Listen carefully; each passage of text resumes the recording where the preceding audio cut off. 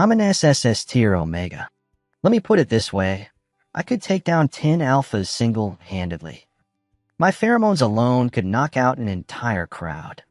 But my fiancé, Vic, seems to only like sweet, delicate Omegas. So I play the fragile damsel, clinging to him daily, calling him hubby, begging for kisses, hugs, and needing to be coaxed to sleep. To stick by him constantly, I enrolled in an all-alpha military academy. On orientation day, during placement exams, I overheard some trash-talking losers bad-mouthing Vic. I immediately ripped apart a mech with my bare hands and pummeled the loudmouth until he was a bruised mess crawling on the floor. Spotting Vic approaching from the corner of my eye, I instantly collapsed dramatically, whimpering, "Hubby, they bullied me," while batting my eyelashes. "Carry me." The stench hit me first. Couldn't these alphas control their pheromones? The reek of fermented cabbage and rotting fish made my temples throb. "Restrain your scents," a proctor barked. "There's an Omega among the freshmen." My nose got relief, but my ears suffered instead. They actually admitted an Omega this year? Huh. Free entertainment delivery. If I get my hands on that Omega. The rest came from Toxic Challenger beside me. I gave him a sidelong glacial stare. He turned, sneering. "What are you staring at? Twig? I'm 6 feet 1 inch with sculpted limbs, peak Omega genetics meticulously crafted to tempt Vic. This insult. Unforgivable." But I bit my lip, playing the delicate flower. "Did you hear? General Stone's teaching us." Someone gushed. Toxic Challenger snorted. "Your idol's a coward." The entire 1st Regiment died except him, their commanding officer. He survived by stepping over corpses. Disgrace. The slap echoed. Every head swiveled as Toxic Challenger roared. "You dare hit me?" He lunged, but my fist buried itself in his gut, dropping him wheezing. My glare promised death. Filth like him didn't deserve to utter Vic's name. He activated his mech gauntlet. I sprinted forward, fingers digging into his shoulder armor, and ripped the entire exoskeleton off with a metallic scream. Flesh tore. Blood pattered on the floor as rotting fish stench intensified. Oops. Got carried away. Halt. The proctor finally intervened, useless when Vic's honor was attacked. Suddenly vigilant now. I reached behind my neck. Omega pheromone release is a felony. He shrieked, covering his face. The room froze.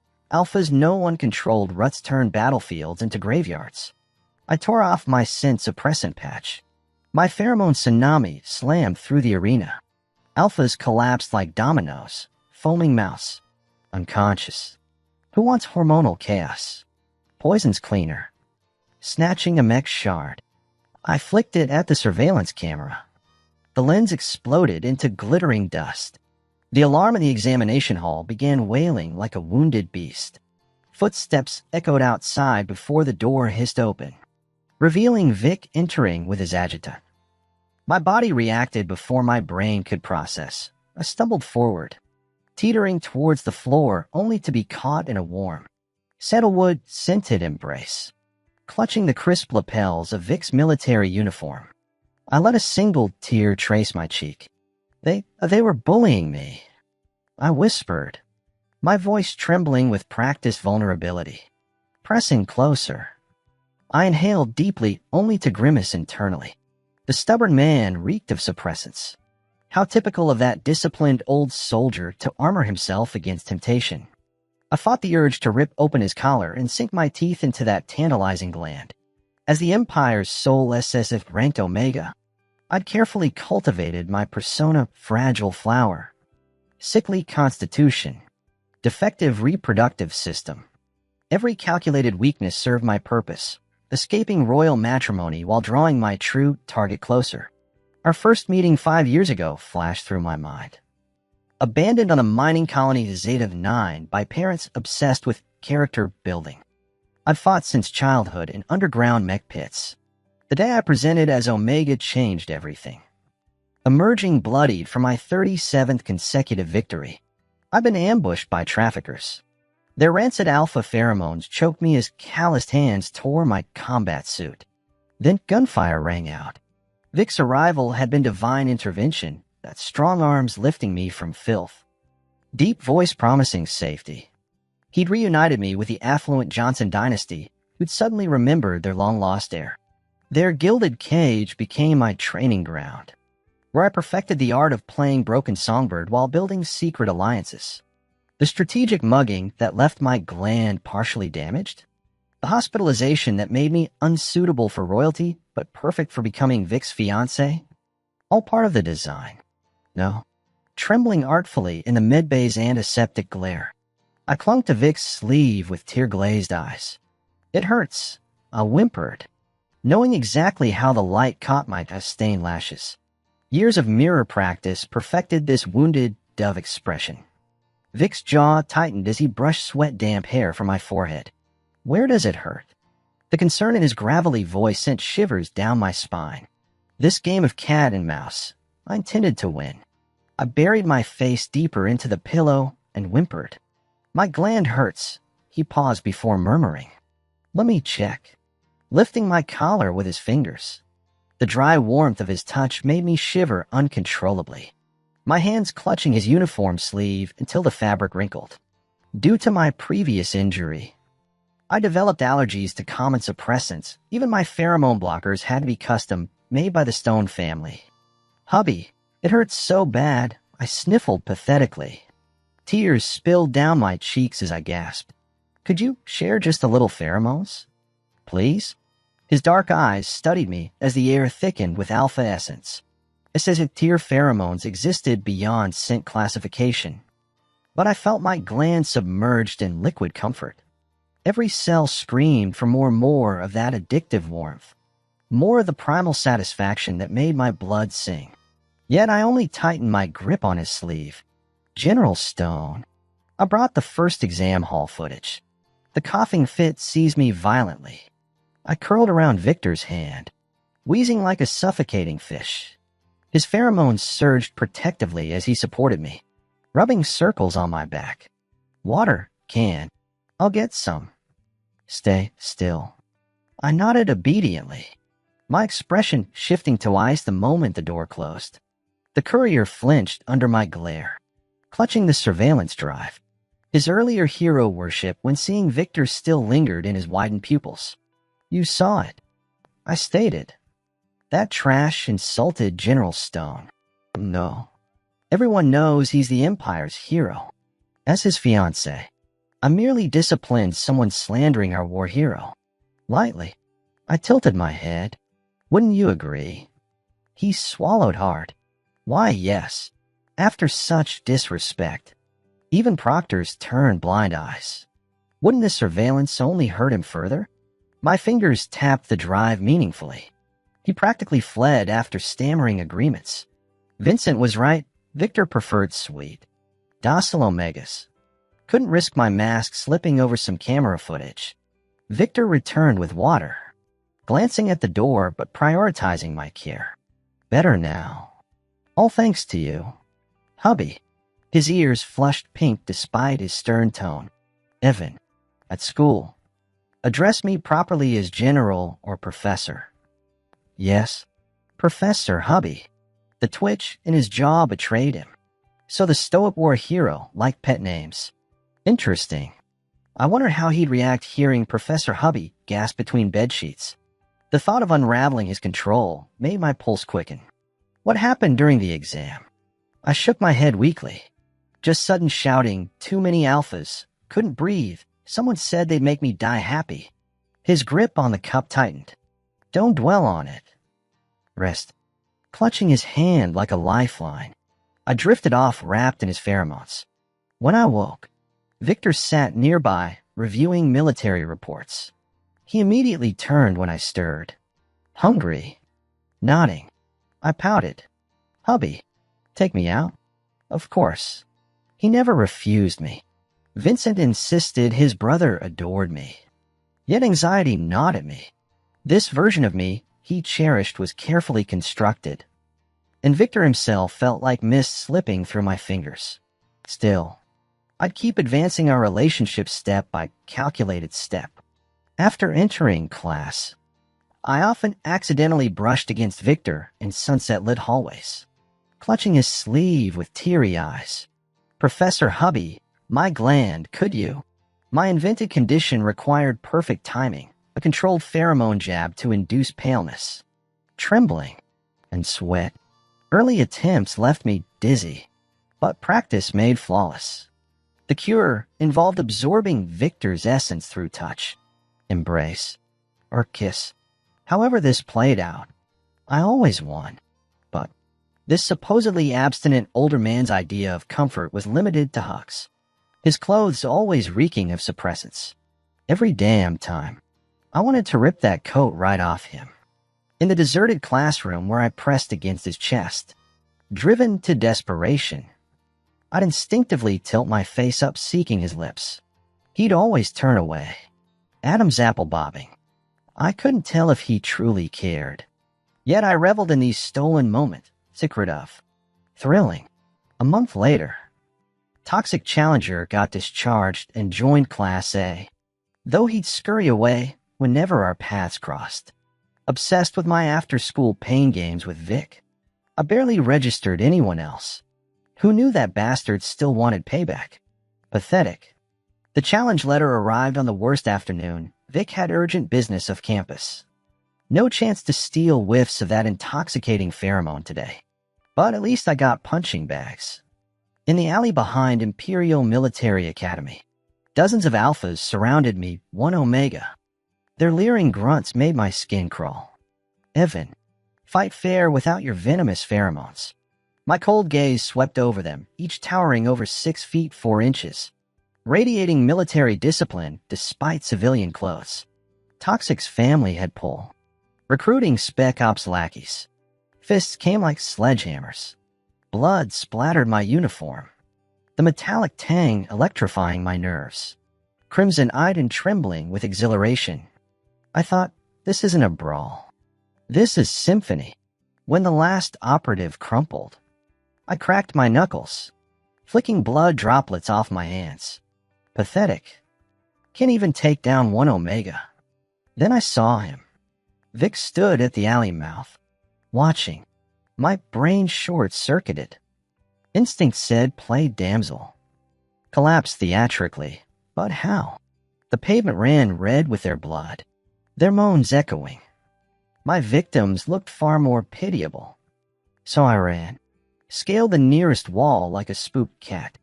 God damn it. Of all people to witness this, curled under blankets. I skipped classes, mind blank except for replaying Vic's silhouette. That night's memory taunted me too dark to see his expression when I'd first kissed his jawline. My fingers danced over the holoscreen. Vince's chat blinked first. What if I lied to Vic?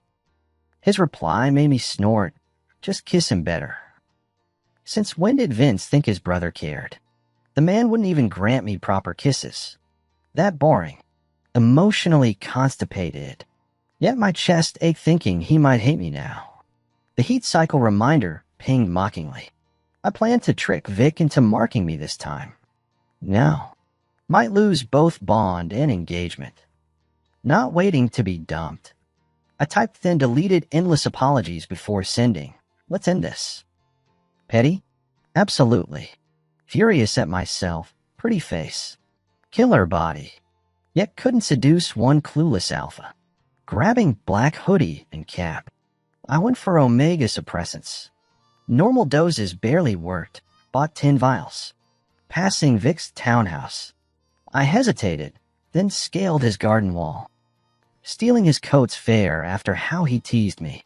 I muttered, landing in roses. A glowing optic lens greeted me. Young master injured? Why not use the door? Vic's AI butler. Buddy, ignoring it, I beelined to his bedroom. The walk-in closet smelled like him, bergamot and gunmetal. I buried my face in his trench coat. The pheromone, rich fabric disappearing into my bag. Just compensation. I told the empty room, ignoring how the scent made my knees weak. Xiao Guai chased after me relentlessly. What would young master like for dinner? I'll prepare it.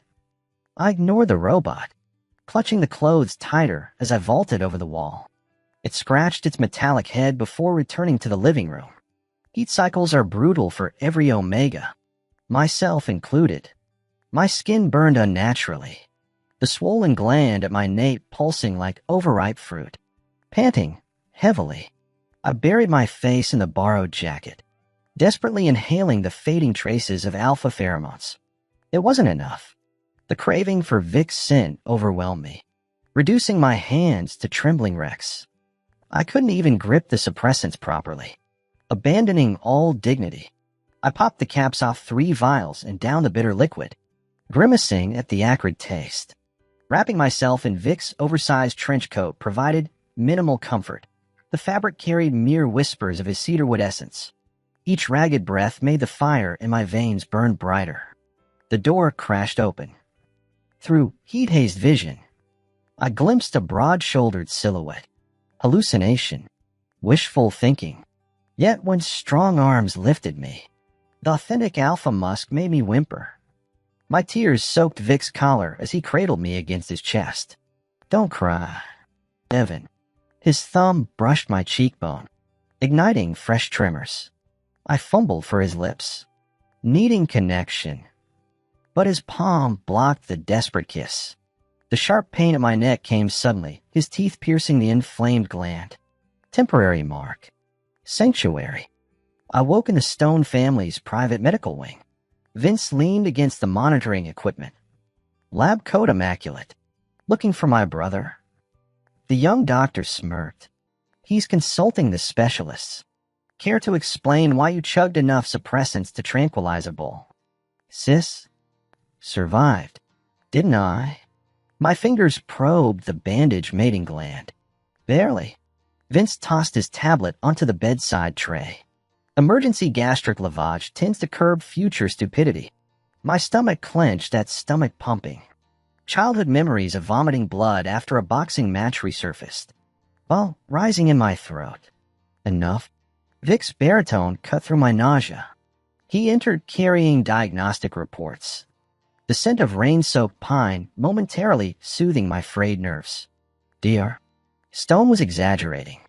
Vince rolled his eyes. Whatever you say. Big bro. Wouldn't want your fiancé thinking you care. The heart monitor betrayed my spike in anxiety. I focused on the forward drip rather than meet Vic's gaze. About yesterday's emergency protocol. Necessary intervention. My voice cracked. No implications. We'll void the engagement. You don't have to, Evan. Vic's knuckles whitened on the medical chart. The temporary bond changes nothing. The cardiac monitor's rhythmic beeping filled the silence. I swallowed around the lump in my throat. We should remain brothers in arms. Like before. Vince's snort echoed down the hallway as he exited. Vic studied me with unreadable intensity before finally nodding. As you wish. He placed the discharge papers in the nightstand, fingers brushing mine briefly. Rest. We'll discuss the Black Marsh mission details after your fever breaks. The door clicked shut. I pressed Vic's abandoned jacket to my face, inhaling the fading pheromones until my ribs ached. Monitor lights blurred into starry constellations above the antiseptic sheets. That was Evan's graduation trip. The Johnson dynasty was known for producing geniuses, and 20-year-old Evan had already graduated from Imperial Medical College, wanting to unwind. The Stone family lived in a different district, but when Vince somehow provoked a group of troublemakers, I arrived amidst flying fists. To avoid tarnishing Vic's impression of me and prevent royal marriage alliances, I shielded Vince with my body. My lips twisted into a bitter smile. He'd never loved me. Even if I deceived him, he wouldn't hate me all because I'd saved Vince. No affection. No resentment. How utterly defeating. I sighed internally. Vic suddenly pressed his palm against my forehead. Standing abruptly, he declared, Fever's gone. I'll handle your discharge paperwork. His deep voice rumbled. Don't skip classes. Since you got into the academy, take it seriously. I stared at his retreating back, murmuring, okay. School wasn't terrible. At least I could watch Vic. His mere presence was mesmerizing, even when idle. Mecha mechanics bored me stiff, but Vic would demonstrate using his silver-gray war machine named Darkstar. The undefeated champion emerged amidst deafening cheers, its metallic sheen making my pulse race. I wasn't immune to the collective frenzy. My attraction to Vic wasn't just gratitude for saving me. His gentle maturity and overwhelming strength, the kind our empire relied on for survival, made my competitive spirit burn. After our breakup, lacking excuses to linger near him, every glimpse left me itching for contact. The toxic challenger got expelled after that incident. Classmates avoided me like plague carriers, except one persistent mint-scented alpha. Daily heart-shaped meals appeared on my desk. He materialized during team drills. His blatant favoritism, so obvious even Vic noticed. Strange, Vic normally ignored student romances. Yet his gaze kept drifting our way during simulations. Did that mean? That evening in the stairwell, I accidentally collided with Vic's chest. The pink envelope slipped from my fingers, landing at his polished boots. What's this? He picked it up, brow furrowing, blushing furiously. I snatched back the love letter. Students should focus on studies, he warned. I batted my lashes. But I'm legal now. Mister, don't. 3 steps down. Thundering footsteps approached. Steel arms banded around my waist, crushing me against his racing heartbeat. I hid my smirk in his uniform.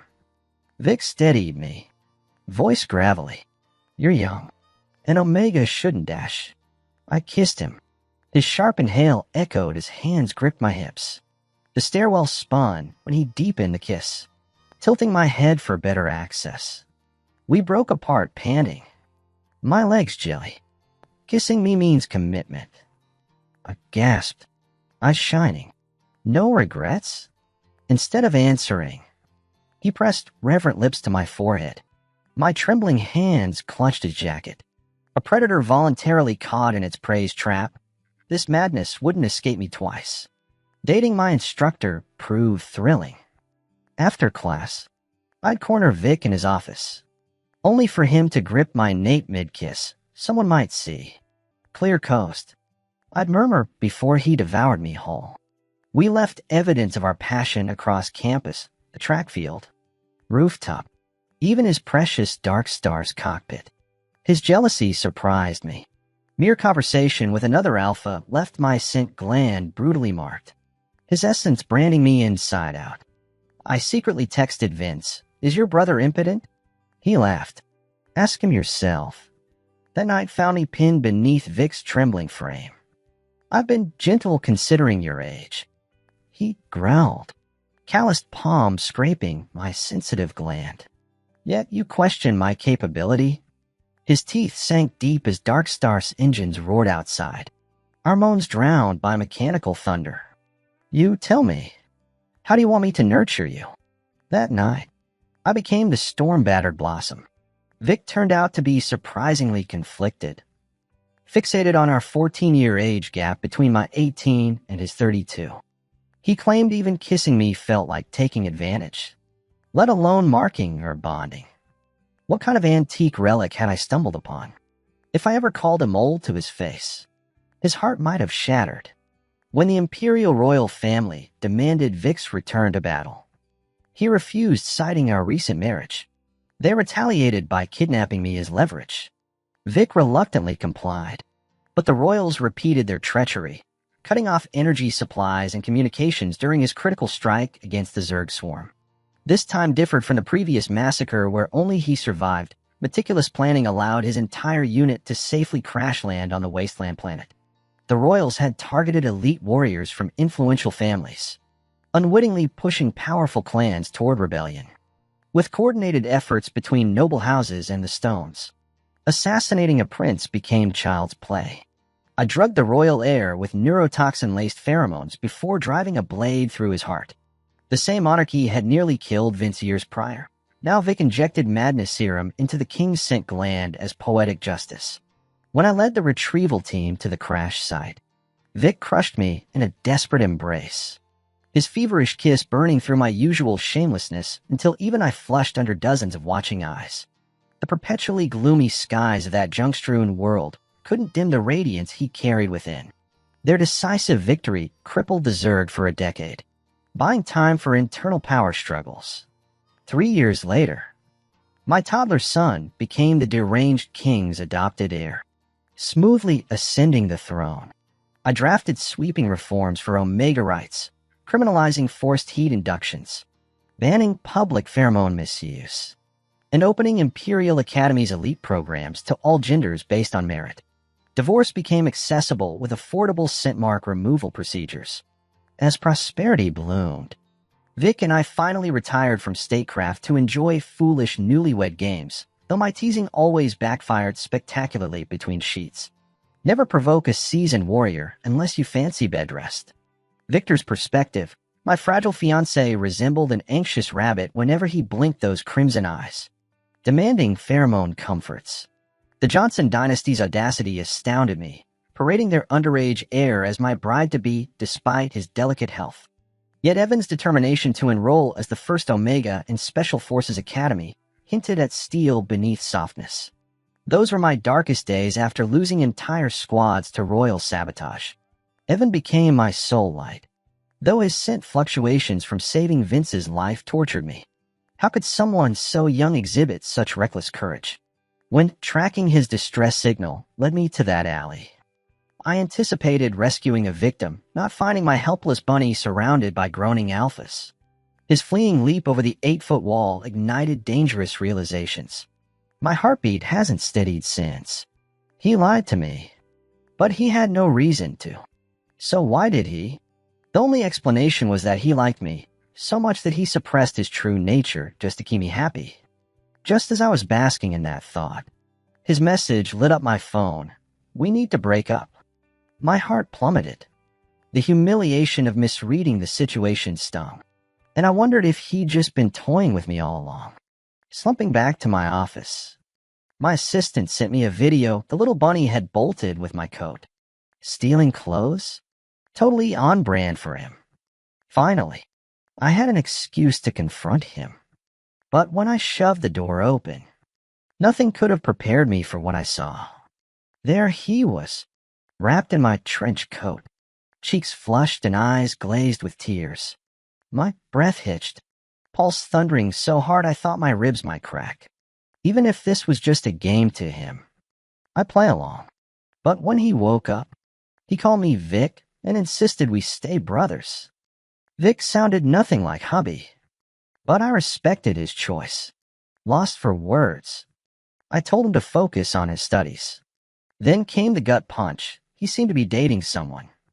My chest tightened like a fist was crushing it. Every moment agony. That night, all I wanted was to hide him away. Keep that vulnerable look from myself. When he stumbled into my arms, a love letter fluttering to the floor. He mumbled about being legal now.